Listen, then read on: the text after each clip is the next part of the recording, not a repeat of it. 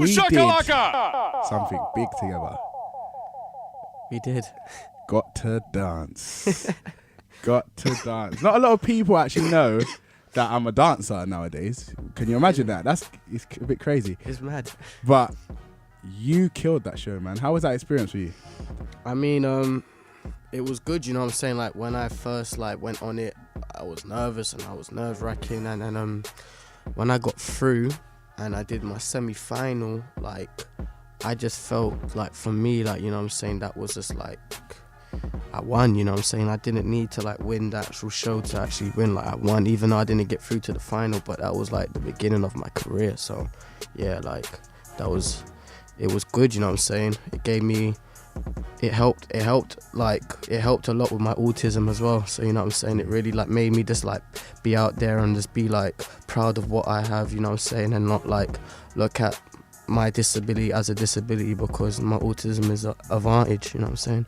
And you've definitely, like, you've taken your autism into your stride, and I commend you so much. Every time I see you post, I'm just celebrating in my room. I'm like, what? Because you've gone on to do amazing things from that show, especially the work you've been doing with FKA Twigs.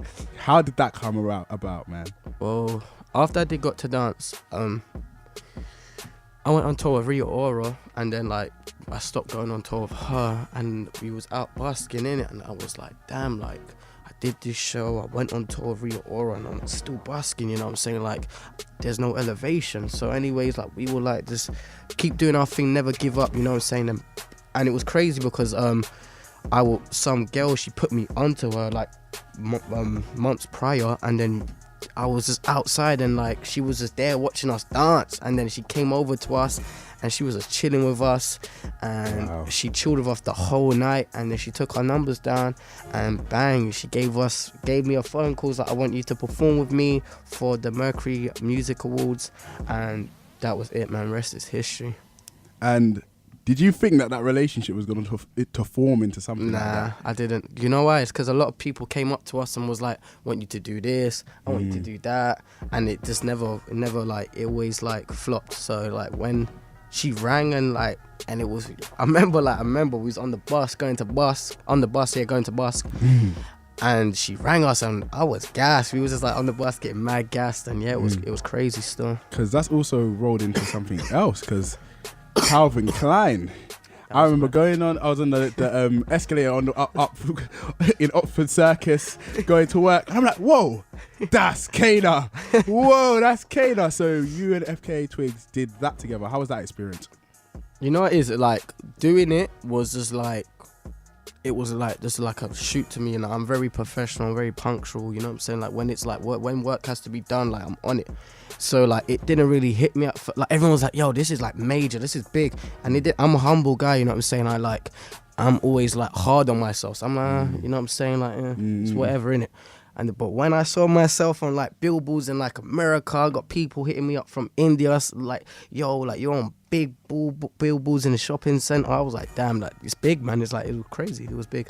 And the punctuality, I have to say, is on point, because you was here before the show started. Yeah, I was here. You are the first guest in the history, or probably the history of Reprezent, to come that early. Because usually I tell my guests to come, about an hour early, a bit cheeky. And you were just here on time, on the dot. I respect it. But your work with FKA Twigs has now rolled into, I feel like you've now gone into your own stride. You know what I mean? You're directing now. How is the directing side of things going? Well, you know what I'm saying? It's going good. Like, it's like, me and my baby mums, we like been choreographing for a lot of people. We choreographed for, like, Tegan and Sarah, Brooke Candy. We choreographed a music video that has, like, Sampha, like Quincy Jones, IBE, and yeah, there's a lot of people, and that was over in LA, and that was, like, legendary. Like, you know what I'm saying? When you're, like, flipping, like, dancing next to, like, Quincy Jones and stuff like that, that's, like, mad. You mentioned baby mother. Yeah. Kana has a baby. On the way, man.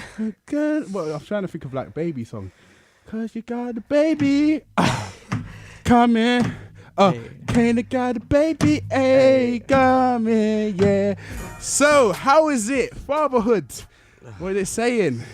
Boy, it's exciting, but you know what I'm saying? I know it's a lot of work in it. It's like, it's a responsibility, you know what I'm saying? Like, just gotta like, you have to be ready, you know what I'm saying? You have to. You know what I'm saying? No one's ready until you have to be, you know what I'm saying? It's like, yeah, man, just gotta be ready. And I know some people, when they think about babies and stuff, they're like, it's gonna hinder the creativity. It's gonna hinder yours. No way. I like that. You must be mad. I'm training my daughter from young. Yeah. Training her from young. She's gonna be able to flex. She's gonna be well, you know, it's like, I don't want to like force it. If she wants to do like maths, then I'm a trainer in that, you know what I'm saying? She wants to do wherever she radiates to, you know what I'm saying? Where I'm gonna give her opportunities, and whatever she like leads to, I'm gonna push her with that. Like, if she needs any radio presenting help, you know you got Shaq. Yeah, DamnShaq. Come on. It's DamnShaq now. They forgot about DamnShaq. It's DJ Shaquille, man. You know why, yeah? Because this guy, he sent me the poster and it said Shaquille. I was like, okay. Yeah, they buoyed me.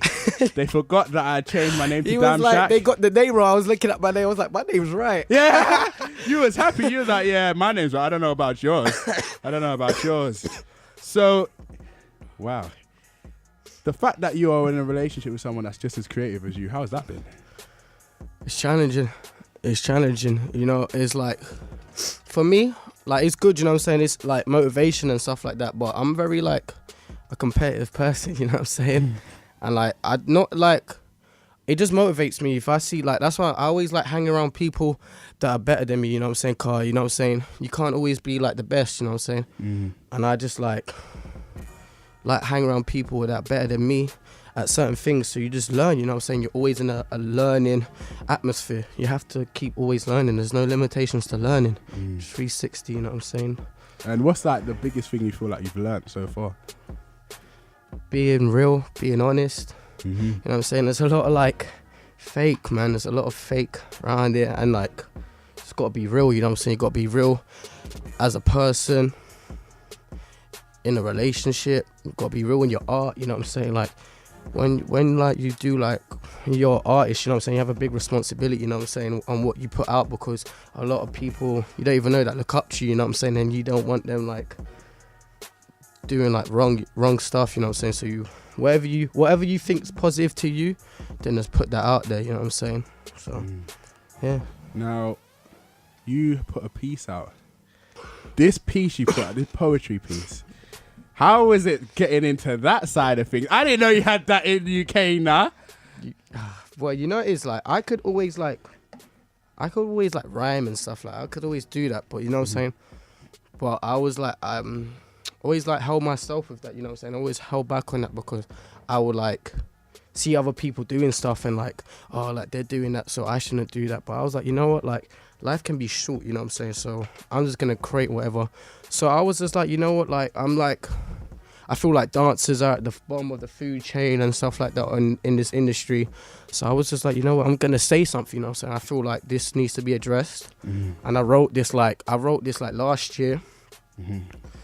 And then it was only when I went out to Brooklyn, I showed it to some guy, and he was like, yeah, let's film it. And we filmed it, and bang, you know what I'm saying, just put it out there, man. And got good response, you know what I'm saying, got good response. So I think that's a bit light, because it ended up on a magazine from out here. What magazine was it again? Paper. Yes, Paper Mag. That is big. Yeah, man, it's crazy. That is big.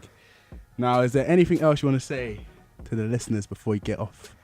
I just want to say to everyone listening, like, yeah, just like, whatever you do in life, you know what I'm saying, keep pushing.